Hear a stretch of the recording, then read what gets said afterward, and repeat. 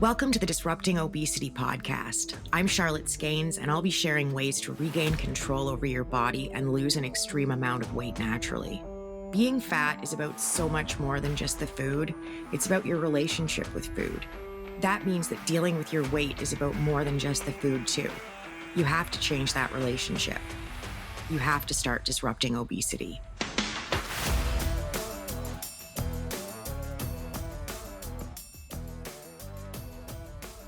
We are back for part 2 in our series, Debunking Modern Current Diet Myths. Last week, I got through the first 21. If you missed it, you can grab the link and watch it now. We're going to be doing another one next week because I've still got like 43 questions to go or statements to go, and we're not going to make it through 40 of them today. But I'm going to do my absolute best, and we are just going to dive right in. We're going to pick up where we left off with diet myth number 22. Healthy eating is boring and bland. Well, I said last week, healthy is a moving target, right? And healthy is very relative. If you're used to eating fast food every single meal, every single day, dropping one of those meals is a healthier choice. So it's a very relative process, right? But it doesn't have to be boring. It doesn't have to be bland, because the truth of the matter is you can lose weight eating whatever you want. It really doesn't matter. It just comes down to the calories. And so many of us have just been having it beat into our heads for so long that you have to eat these foods or you can't eat those foods and you have to eat this way. You don't. You don't. Set yourself free. Eat whatever you want, just less of it. Get yourself into a calorie deficit by eating the foods that you know and love, and you will lose your weight. 23. Fasting for long periods detoxes your body. Okay, so we've talked about this detox thing before. If your liver and your kidneys work, you're good. They're doing their job. You have organs that naturally detox your body for you. You don't have to go out and spend a whole bunch of money to buy a product that will do it for you. And you certainly don't have to do this long period fasting. I don't know how we define long periods of fasting, but you need to be eating every single day. And I know that I talk a lot about intermittent fasting. I'm fully aware that that's how I lost my weight, and it's something that I share with others and teach them how to do. I don't believe in the intermittent fasting styles where you eat for a day and then you don't eat for 2, or you eat for 2 days and then you take a day off. You need to be eating, you need to be nourishing your body every single day. Please don't do this long period fasting stuff to detox yourself. It's completely unnecessary. You need to eat every day. Number 24 is more protein automatically means faster fat loss. No. I guess these are kind of all no's because I'm debunking diet myths. This one's a big no, because more protein can help with your overall satiety. It can help you to learn how to manage your hunger. But the only thing that leads to fat loss is a calorie deficit. So like we talked about last week, it doesn't matter which macro you're bringing in. What matters is how many calories you're bringing in and how many calories your body actually needs and actually burns in a day. And you want the number of calories you're bringing in to be fewer than the number of calories your body needs. Ideally, 500 calories fewer, because a pound of fat is 3,500 calories. We divide that by 7, you get a 500 calorie a day deficit. So don't worry about having to focus on your protein. I know there's this whole eat a gram of protein for every pound you weigh thing. That I couldn't eat 300 grams of protein a day. Like, I don't need to eat 300 pounds of protein or 300 grams of protein a day. Nobody does. So don't worry about that part. Number 25, and this one was very big right around the time I lost my weight the first time. It was the small meal craze. So this one says that you need to eat you need to eat small meals every 2 to 3 hours to boost your metabolism so that you'll lose weight. No. You don't need to eat every 2 to 3 hours. That's unnecessary unless that's the way you want to eat. You can eat 1 meal a day, and so long as you're in a calorie deficit, you'll lose weight. You can eat 19 meals a day, and so long as you're in a calorie deficit, you'll lose weight. Calories can't tell time, so you don't need to be eating all of these little meals scheduled throughout the day. That was really popular in the late 90s and the early 2000s. Have 8 small meals a day. Have it this way. They can't tell time. So just get in a calorie deficit and stay in a calorie deficit.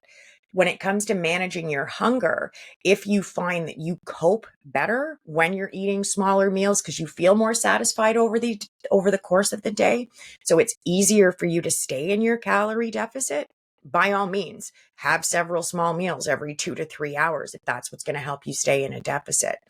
But if you're going to start eating every 2 to 3 hours, banking on the fact that just eating every 2 to 3 hours is somehow magically going to put you into a calorie deficit and you'll lose weight, I'm sorry, but that's not the case. That's not how this works. Number 26 is muscle weighs more than fat. And we see this and we hear this all the time, but it's like that old riddle about what weighs more, a pound of feathers or a pound of bricks. And we just get so focused on the feathers that we assume that they have to weigh less than the bricks do, but a pound is a pound is a pound. Same thing. A pound of muscle and a pound of fat both weigh a pound. The difference being that the pound of muscle probably takes up less space than the pound of fat. So I think maybe it's a spatial thing and not, it's definitely worded wrong, but I know that we've all heard that one before, that muscle weighs more than fat. And it's no, a pound is a pound. It's just a unit of measurement. 27 says crash dieting is an effective long-term strategy. I don't know how anything with the word crash in it can be considered an effective long-term strategy. And I'm pretty sure that most of us at this point know that that's not a good strategy to just do a crash diet and then pick up another one and then pick up another one. That's not, it's neither effective nor a long-term strategy. Crash diets don't work. I love number 28 because I get a lot of pushback on this one because of my dessert recipes. So it's, you can, if you want to lose weight, you can never eat sugar or dessert. Completely untrue. Completely untrue. But probably the number one comment I see, aside from things being processed on my recipe videos, especially if I use fruit, are concerns about the sugar. Oh my God, there's so much sugar. You can't lose weight and eat that. There's too much sugar. It's not about the sugar. It's about how many calories are in the sugar. And typically with desserts, the reason the calories are so high is because of the sugar. So what I do is I try to find ways to move things around to take out some of the sugar and replace it with something else, usually an artificial sweetener, because it has no calories and you still get the sweetness. And that, of course, is what I get myself into a lot of trouble for. But you absolutely can eat sugar. There's nothing wrong with fruit. Fruit is very healthy. It's getting, and I can't believe we live in a world where I have to say this, but fruit has a very bad reputation right now in weight loss because of the sugar in it. That's not the issue. Like if you go and read the comments on my pineapple fluff recipes, you're going to see what I'm talking about, because people just completely lose it over the amount of sugar in the pineapple and how dangerous that somehow is. It's really not. Like, I know there are people on social media right now, like there's an old man who keeps holding up a bag of grapes and being like, don't feed your kids grapes because the grapes have as much sugar as a Snickers bar. You should just give your kids a Snicker bar. And it's like, I have nothing against Snickers bars or grapes. They're both fine. But things don't have to be either or. You can lose weight and eat grapes and eat a Snickers bar. You don't have to walk away from any of these sugars. And the demonizing of fruit, I think, is particularly dangerous for those of us who are battling with obesity, because I think we already have enough fear going forward. We're already coping with being afraid of so many things, and adding something as innocuous and frankly as healthy as fruit to that list is a bit ridiculous. I get it. I understand they're trying to connect this somehow to fatty liver disease. Here's the thing. If you want to blame something for fatty liver disease, why don't we start looking at high fructose corn syrup? Because I think that's a far more dangerous thing than the fructose we're getting from fruit, because that's part of the demonization, right? It's fructose. It's the way that our bodies break it down with our livers, etc. That's not the problem. The problem isn't the fructose that we're getting from fruit right now. The problem is 100% the high amounts of fructose that are in high fructose corn syrup. It's right in the name, high fructose corn syrup. That's far more of a problem. Please stop being afraid of bananas and pineapples. You can eat any of those fruits. They're very good for you. Have the fruit. Don't think you can't ever have sugar or desserts again to lose weight. They can totally be a part of your journey. And honestly, I think they should be, because if you try to walk away from all of the things that you love the most, you just end up burning out. right? And then you're stuck having to start over again. You're dealing with the guilt and shame. Let's walk away from all of that. You can lose weight eating sugar and eating desserts. 29. And this is another myth that I absolutely love. It is so pervasive, and I'd love to know how this one got started. Calories from drinks don't count. And some people think there are people who truly believe this. I'm not making fun of anybody. I get questions all the time about liquid calories. The problem with liquid calories, I think, is we just don't register them in the same way that we do food calories, right? It's not as bulky. It doesn't feel as heavy. And you're just drinking away. Well, I was drinking away 1,600 calories worth of Coke every single day when I was heavy. So that's a lot of just sipping at calories. Calories from beverages, any beverage, absolutely count. And liquids do have calories, just because, I mean, if you melt ice cream, the calories don't go away, right? But we see this a lot with alcohol, that the calories from alcohol don't count. And I've heard everything from your body burns the calories to digest the alcohol, which I thought was really interesting. Not true, but interesting nonetheless. To there are low calorie alcohols, which is also not true. There are lower calories, like a shot of gin is lower in calories than a shot of like a heavy cream liqueur, like a Bailey's or something. But the alcohols are all pretty, like gin, vodka, rum, all of those are pretty much the same. Can't remember off the top of my head how many calories they are an ounce. I can't drink because of my pancreas and my diabetes and all of that stuff. So it's not something that I don't track them, so I'm not really up on it. But all of those calories absolutely do count. I know there were liquor brands that came out with mixed drinks. I'm pretty sure they were American. There was, I think, a line called Skinny Girl or something, and they were all made with gin. So there became this thing, well, so long as you drank gin, the calories didn't count, or it didn't have as many calories in it. It's a clear alcohol, so it must not have calories. It's like water. And no, that's just not the case. Alcohol has calories, liquids have calories. Pretty much all liquid, like orange juice, has as many calories in it as Coke. So sometimes more, depending on the brand, and the sugar too. So all of those things count. There's nothing wrong with orange juice or alcohol or any of that stuff. You just need to be aware that there are calories in it, and it is going to impact your tracking. And those calories absolutely will count. Your body is going to count them the same way. Number 30 just won't go away. And this one has been around for quite literally centuries, if you caught the old school diet myths one that we were talking about. So here we go again. Apple cider vinegar will melt your belly fat. No, I'm sorry, but it won't. I could never bring myself to drink the vinegar. I know it's been a thing.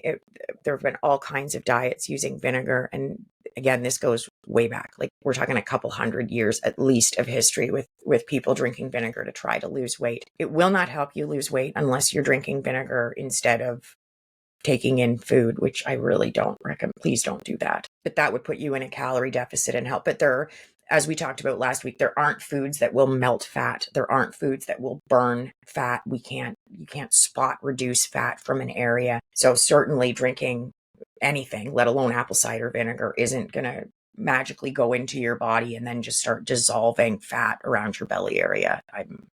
I wish it would, but it won't. We kind of touched on this one last week, and it ties into the last one too. And it's just diet pills and fat burners work, which I like the way they phrased that, because this was a list of diet myths and things that absolutely don't work. And they absolutely don't work. Diet pills, fat burners, any of that over the counter stuff that you're getting at the drugstore.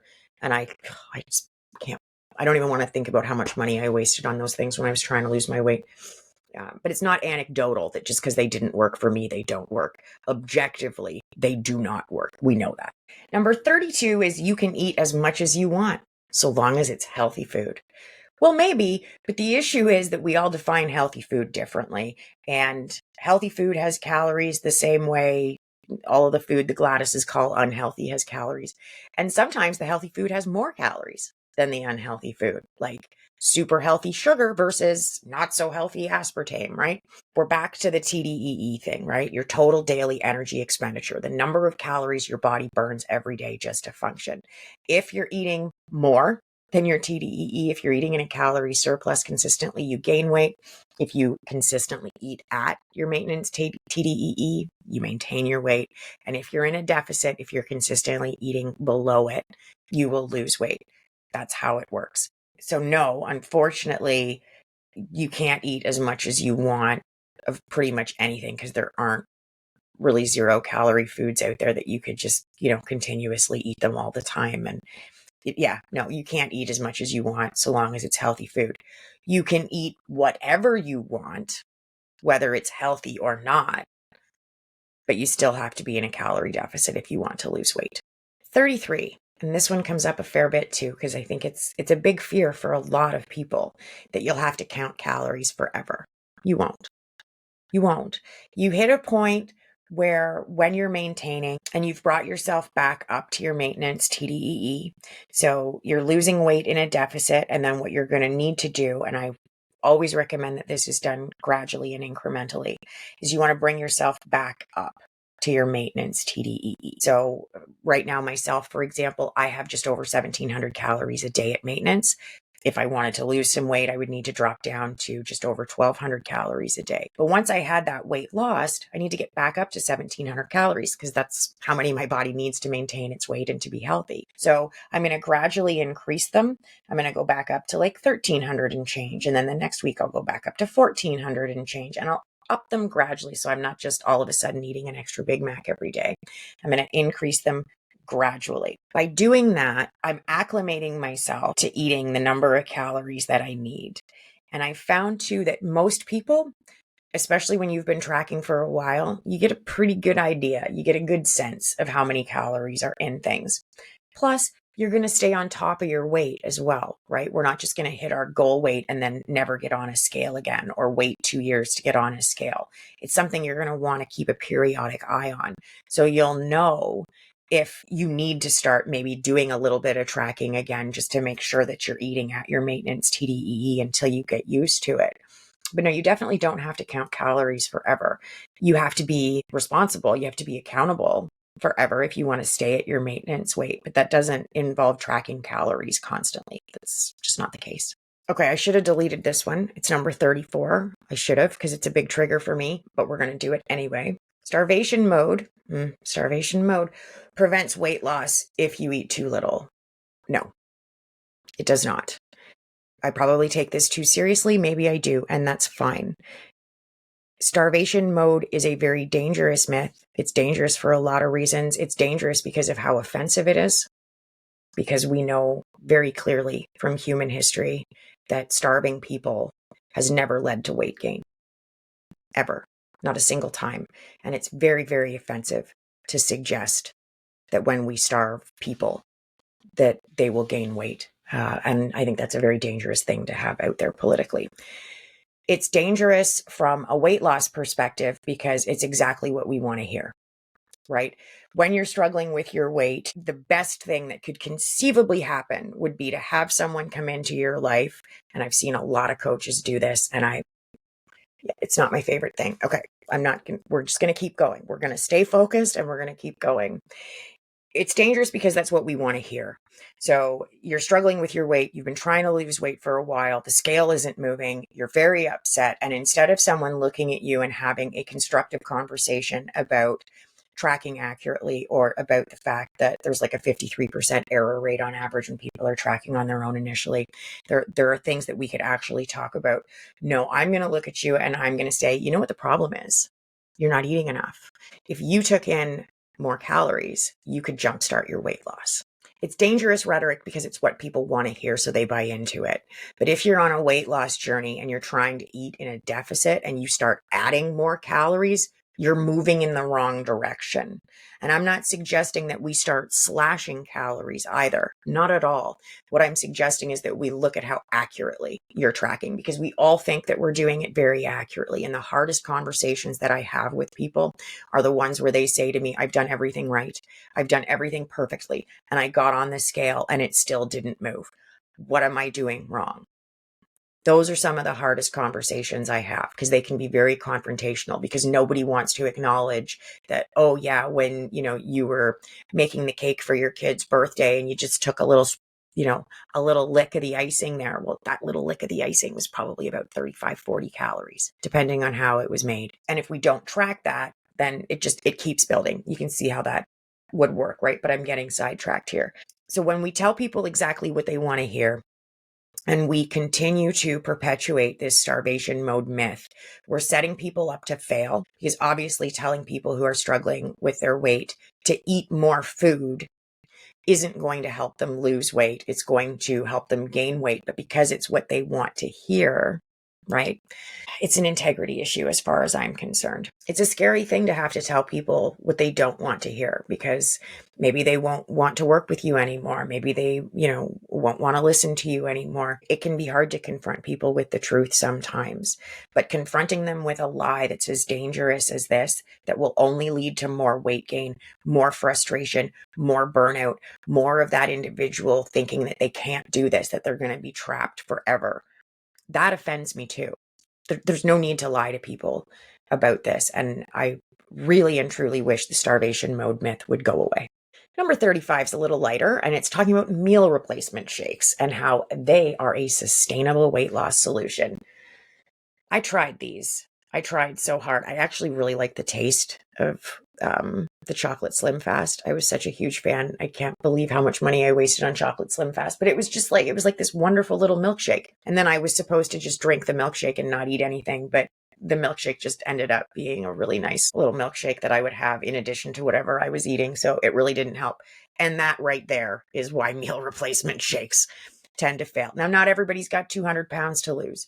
Not everybody would have to drink the shakes for 2.5 years like I would have had to. I don't know how long you think you can drink those things. It's not very long for me. I get bored of them pretty quick. I get especially bored when I feel like I'm starving all the time, because the only thing I'm doing is drinking this little tiny milkshake every day. It's not sustainable. I wish it was. It's not. Liquid diets were really big in the 80s. I'm hoping that they don't become huge again, but it kind of seems like they just won't go away. But no, meal replacement shakes, meal replacement bars, they're a no. Number 36 is a little bit trickier of a myth. And the myth is that weight loss stops completely when you hit a plateau. Well, the whole point of a plateau, or the way most people define a plateau, is that your weight loss has stopped. So I think it's the word completely here that is our clue, because weight loss doesn't stop completely when you're in a plateau. It's kind of just stalled. And most often, and I'm sorry, we're going to come back to this one, but most often it comes back to a tracking problem.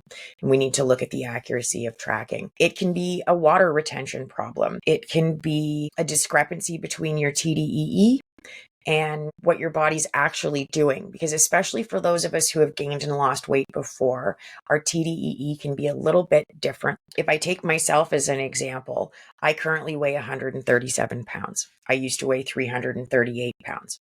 If we took a neighbor, I don't know, we find another woman my age and my height who also weighs 137 pounds, but she's always weighed 137 pounds, right? That's just her natural zone. Her body will need more calories at 137 pounds to maintain 137 pounds than my body will. I need fewer calories than she does, which sucks because I'm the one who's used to eating more, not her. So finding that balance can take a minute. And sometimes you do need to drop just a little bit to see if you can jumpstart things, because maybe especially for those of us who've yo-yoed with our weights, your TDEE can be different. And that's something you need to be aware of. And that can help with a plateau. But no, plateaus are just lulls. They're just little stalls. I haven't met anybody yet who's lost their weight in a straight line, where I guess they go down, don't they? Where, it's just tick, tick, tick, tick, tick. No, everybody zigzags a little bit. And most of us have flat periods too. I think it's just a normal part of the weight loss experience. It sucks. It's very frustrating. And it's just something that we have to keep pushing through. 37. You have to cut out all snacks and only eat meals if you want to lose weight. No, I mean, the truth here is you could just eat snacks and not eat meals and still lose weight. The calories don't know if they're part of a meal or part of a snack. And I'm going to be honest with you, the terms meal and snack are pretty relative. A snack for me at 300 plus pounds was more food than an entire meal now. So, because these things are always shifting, because they're different for everybody, somebody else's idea of a meal might be a snack for me. So, we can't just make blanket statements like only eat snacks, only eat meals. Everybody's too different for that. It's like the time thing that we were talking about last week where you can't eat after 6 or you'll gain your weight. We'll tell that to everybody who's working a night shift because they're doing most of their eating after 6 and they're super healthy weighted and they feel great. So what's the issue? You don't have to cut out snacks. Snacks can be a critical piece to our mindsets. Some of us need a little snack. We need a little pick me up. Some of us are diabetic and we have to have a little snack. Yeah, it's not fair to, nor is it accurate or correct to say that you'll only lose weight if you're eating 3 square meals a day. That's completely ridiculous. Well, I like this one, and I seem to remember having heard this one way, way back. Eating spicy foods burns fat. I wonder if that's connected to the whole cayenne pepper lemon water craze. Don't know if anybody remembers that one, but it was big for a while. You'd slug back sometimes it had to be hot water with lemon juice in it and a whole bunch of cayenne pepper. And it wouldn't do anything other than make me puke, frankly, but that was supposed to be helpful. And it's in the same category as vinegar. But no, spicy foods won't help you lose weight. They won't lead to fat loss. They don't get in your body and heat up. And there's no thermodynamic magic that happens if you eat ghost peppers and it'll help melt fat. I wish that was the case. Not that I can handle spicy food because I can't, but that would be all right. But unfortunately not. Spicy foods don't burn fat. The last one I'm going to take on today is number 39. The number on the scale is the only measure of success. That couldn't be farther from the truth. I think we've been cultured to believe that it is. That if that number isn't going down, if the number isn't this, if the number isn't that, if the number isn't super low, whatever that narrative looks like for you. But we've been told and led to believe that, yeah, the number on the scale is the only way to measure our success. And it's just not. I have so many, we call them non-scale victories, NSVs, right? And I treasure my victories away from the scale in a lot of cases far more than I value the fat loss. So it's great. I weigh 137 pounds. That's a cool number to see. But at the same time, I really like the fact that I'm sitting cross-legged in my chair right now. I'm a really big fan of that because I couldn't do that for years. Like my legs are actually folded up like a pretzel on this chair right now. I couldn't even cross my legs. I hit a point where I could barely cross my legs at the ankle. So that is a really big deal for me. Sitting in a restaurant booth, getting a towel around my body, being able to bend over and tie my shoes without getting winded. These things are huge to me and they have nothing to do, they're connected to that number on this scale because obviously losing the weight is what allows me to do them. But when we talk about concrete things and abstract things, some of those mindset wins for me are more significant or bigger. And it's things that I never would have even considered when I was losing my weight. Like I'm very grateful for all of the time I have now that I'm not focused on losing my weight all the time. I'm very grateful for the time that I'm not spending beating myself up for how big I am or beating myself up for the choice I made or regretting what I had for dinner last night or all of that regret, all of that shame. I'm so grateful that it's gone. And that has nothing to do with the scale. That's all happening up here.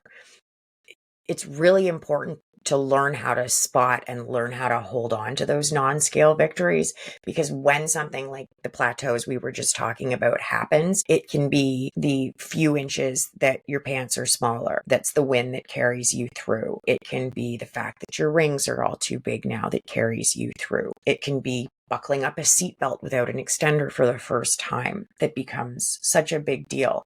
And those changes can happen even when we're maybe not seeing the scale move.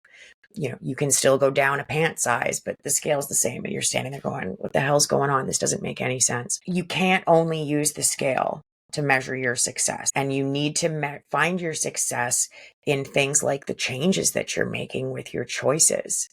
I love the fact that I can get 3 cookies out of the bag now, and I don't have to root through the whole bag trying to find the 3 biggest cookies. I also love the fact that I'm taking 3 cookies and not 6 or 8. I love the fact that I don't have to go back 2 or 3 times to get more because I just don't feel satisfied and I'm just sitting there, just taking the food in because I was emotionally hungry and not actually physically hungry. Those kinds of wins are far more important to me, and it's those wins that kept me going when the scale didn't. Because the scale isn't always going to be your friend. It's not always going to go down. Sometimes it's going to stay the same for a bit, and that can be really frustrating. So you need other things that you can turn to. And the other things I turned to were those mindset wins, were those real world wins. Those real world wins, like being able to zip up a pair of knee-high boots for the first time in my entire life. That one was huge. I'll never forget that day because I worked very hard to get into boots that would fit. I'm big calved. The little wins, the little mindset shifts, they can be the life raft that carries you through. They'll buoy you across when the scale isn't moving the way that you want it to move and you're feeling really frustrated. You need to have other things to turn to help with that frustration and to help keep yourself going. I'm going to keep going too, but I'm going to come back next week to do it because we've still got, I think, 19 questions to get through. So we will be back with part 3 in this series next week. While you're waiting for next week's episode, you should for sure come check out my membership. It's like Facebook, but for weight loss, and it's only for women. Sorry, guys, but it is. I built and launched my very own platform so that we can get away from all the ads and the algorithms and the trolls and our neighbors and the people that we work with looking at everything that we do. I wanted a space just for us where you can get the information you need at the same time you're getting the support and encouragement that you need. I'll put the link in the notes and you can come check that out. You can always grab a copy of my free guide if you'd like. It's on my website, disruptingobesity.com. The workbook's on Amazon. It's called Disruptor. And of course, for those of you who are serious about this and who are really ready, there's the program, which is 53 weeks to change your relationship with food and get your weight off. In the meantime, keep trying, keep tracking, don't be intimidated, and don't give up. You've totally got this. Thank you for listening to Disrupting Obesity with Charlotte Skanes. If you know it's time to take back control, lose the weight, and keep it off, reach out to me privately with a direct message on Instagram that says ready so you can start disrupting obesity.